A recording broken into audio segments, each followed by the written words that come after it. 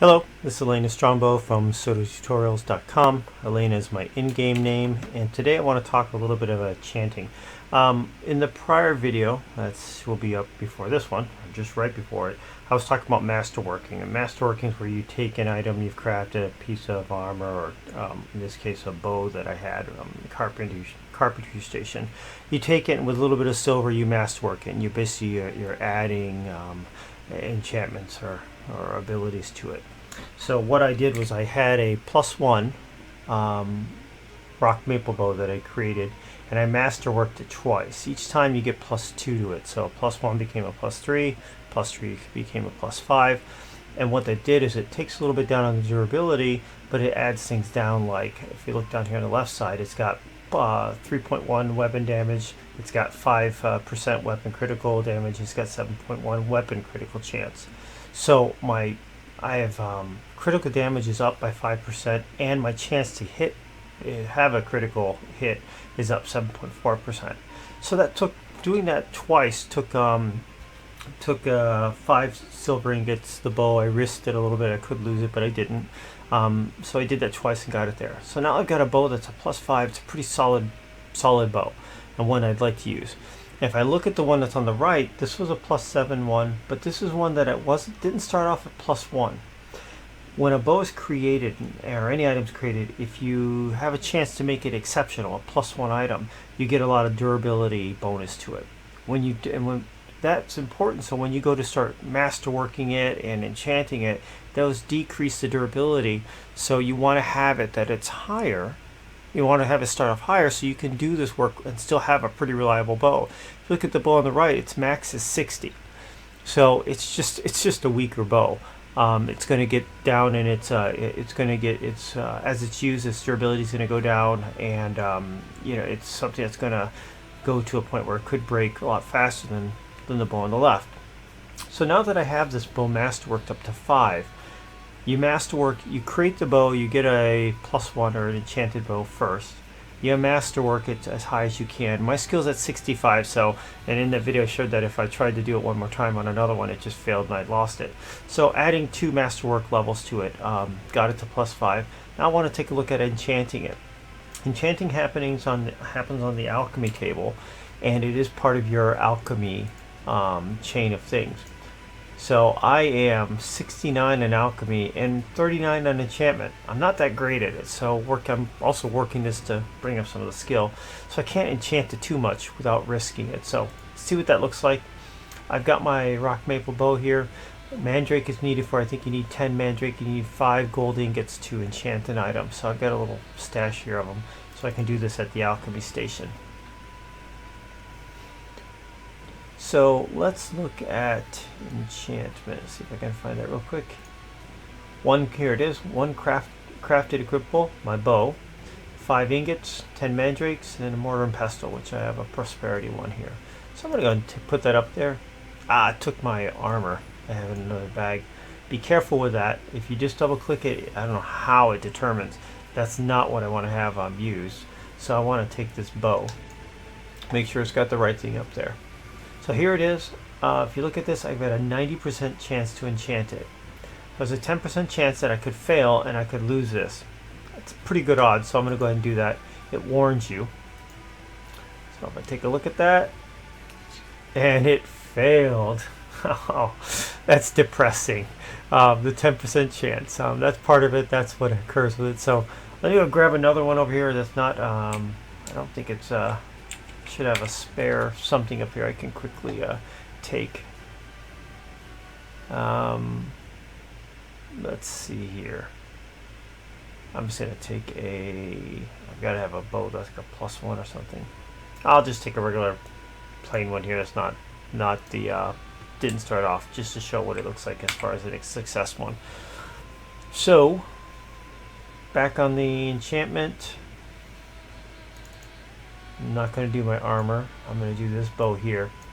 And once again, you see how this one starts out at 100. It's not an it's not an exceptional item.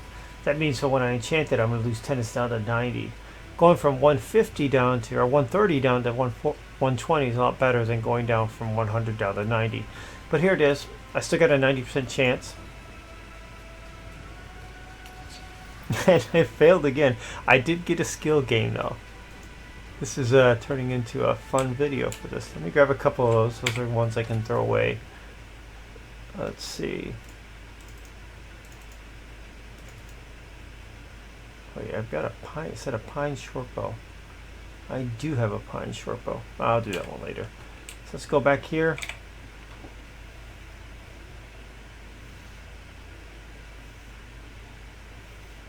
Do the enchant, not my armor.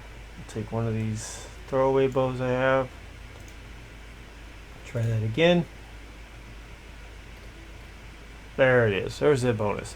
So I can add minor dexterity to it. So +2 on my dexterity, +2 on my intelligence, or +2 on my strength. I'm an archer, so I'm going to take the dexterity bump to it.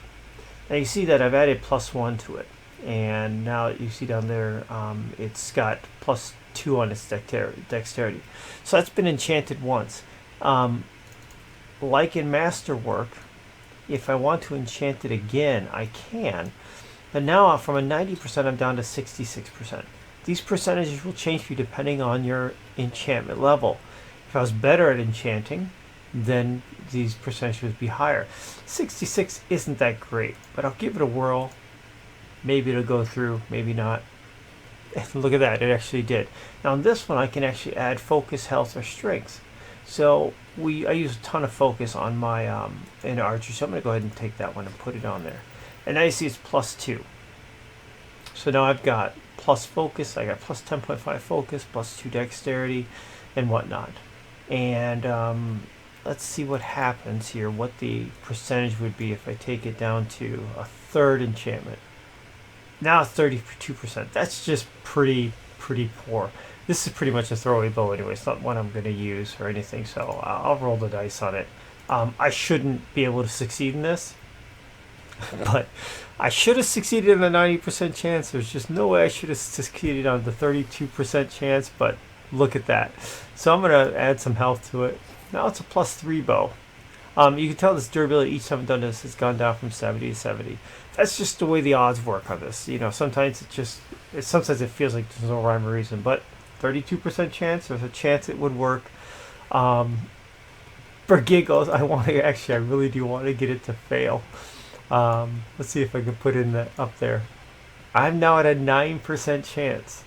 So 91% chance it should fail. Let's see if I can get it to fail. If it actually passes, I'll keep the bow. There it is. It failed on there. So that's how it works. So you want to start off with a +1, a true +1, or an exceptional item. It has a higher durability. You want to go then on that table. If you are trying to raise this up and increase it, you want to masterwork it as high as you can. So that means if it's a bow, it's on the carpentry table, there's a masterwork skill in there. You want to masterwork it up to where you can and get it as high. It goes up in +2 increments. So a +1 will be a +3, then a +5, a +7, a +9, +11. Go as high as you can. Now you've got a really good, solid working bow at that point. Then you can bring it onto the enchanting table, the alchemy table, and work on the enchantments, adding in things like strength, or intelligence, or focus, as opposed to, I think the masterwork is more about the weapon itself, so critical hit chance and damage off the bow. Enchanting adds things that make it magical to more like you, the user. Once you've done that, so let's say I've got a bow that it was started off as +1, I masterworked it twice, and it was now +5.